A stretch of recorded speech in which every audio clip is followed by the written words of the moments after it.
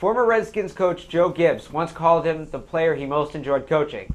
Peter Cronin played at Boston College and made a mark as a special teamer in a 9-year NFL career. Cronin dropped by our YBA studio today, and reporter Tom Kelly caught up with him.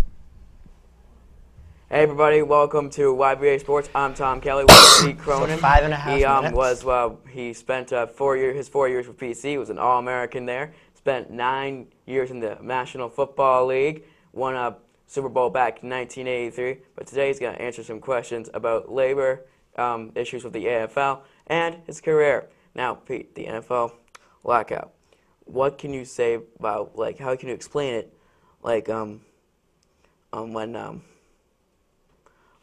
can you explain it to people who just want to watch football? How can you explain the labor issues? Well, they're talking about billionaires and millionaires having a fight over billions of dollars, and that is actually the case. And what essentially is occurring here is there's a fundamental dispute between what the owners believe they deserve and what the players believe they deserve in the overall pie.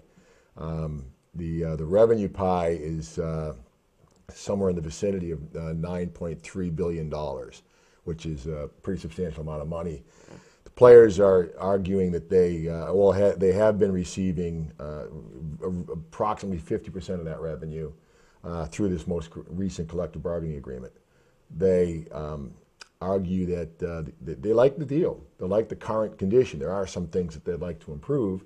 However, the owners are saying they need an additional $1 billion off the top to underwrite their investment in the game. They already take $1 billion off the top. Now they're looking for an additional $1 billion, which would skew the percentages rather dramatically to disfavorably to the players. So in essence, the players are being asked to take a pay cut.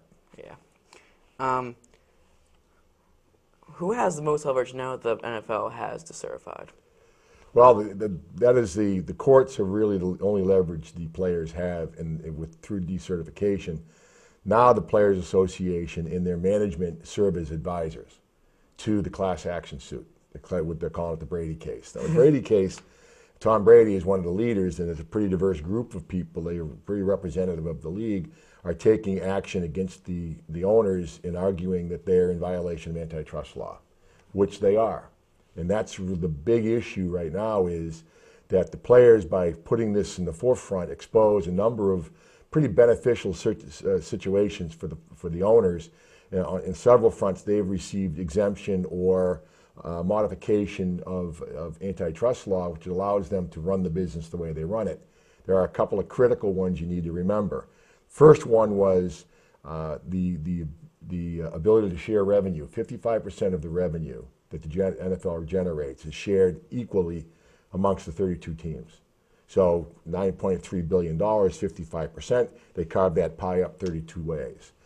The other balance, 45%, is generated on a local level. That's Bob Kraft down in Foxborough, premium seating, parking, concessions, day game, you name it, anytime money comes out of your pocket, that goes to Bob Kraft. But the players are looking for an equitable position. As the game continues to evolve, the owners are saying, I need another $1 billion. And the players are saying, if you take $1 billion more out, then what's going to happen is I'm going to get a smaller piece of the pie. Next question. Does the NFL do enough to inform its players about the problems with the head concussions and all that? I believe that they had their head in the sand, so to speak, pun intended, for many years. There were a lot of unknowns. There was, the diagnosis process was somewhat archaic. The treatment, the identifying the symptoms of a concussion, all of that stuff, I think, has evolved extremely rapidly because of the awareness. And what's happened really is the game, in an effort to make the game safer, they've actually made it more dangerous. And the best example is the technology around equipment, in particular the helmet. I never wore my helmet for protection. I used my helmet as a weapon. Really? That was the mentality that I played with. And that's the way people play. If you're not out there using it as a weapon, so you're going to get hurt. And it's many times you're not the aggressor. You're the hittee, not the hitter, and that on a regular basis can create a problem. Yeah, that's kind of like a hockey analogy too, because they do use their like in hockey now they have like this huge equipment, and if you look like the type of Bobby Orr where it was like ooh, nothing on them. Yeah, nothing. Well, and that is an argument. Do you go back to a face maskless helmet? Yeah. But that's all. This game's evolving. The players are bigger, they're stronger. The surfaces are more conducive to speed. The collisions, I think there's two things. I think the collisions are relative to the collisions when I played, except the big difference is now television puts you, the fan, right inside the collision, which is a very different. You're actually on the field. You're watching helmet to helmet. You're getting a very up close and personal look at what it is to be inside on the gridiron. And frankly, I don't think it's any different than it's ever been in terms of the risks. But it's more transparent, and people don't like what they see. All right, that's it for this segment of K Sports Sunday. On the other side, we'll have reactions to that, plus West Coast correspondent Kunal, and the second edition of the YBA Sports Challenge. So make sure you stick around.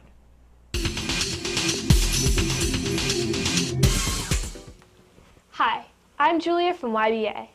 For the past few years, I've been coming to the YBA training studios once a week or so. I'm so excited that now I'll be able to practice my broadcast skills with YBA Online. The new course has so much more than what we have learned at the studio. You can practice your delivery by recording a video with a simple click. You can even use a teleprompter to practice reading off that.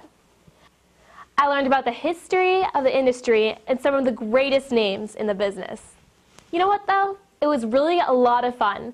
And there are some really funny videos, like the one of Jimmy Young doing his crazy warm-up exercises. The next thing we want you to do is actually stretch the facial muscles in your face, which is a good place for facial muscles. Or the one from Friends, and of course, all those crazy tongue twisters. Betty Botter bought a bit of butter. The butter Betty Botter bought was a bit bitter. And made her batter bitter. But a bit of better butter bought batter better. So Betty Botter bought a bit of better butter, making Betty Botter's bitter batter better. Best of all though, I can practice my writing and reading from home on my schedule. And I can get coaching from one of the many professional broadcasters on staff. YBA Online allows me to learn by doing the job of a broadcaster every day if I want to.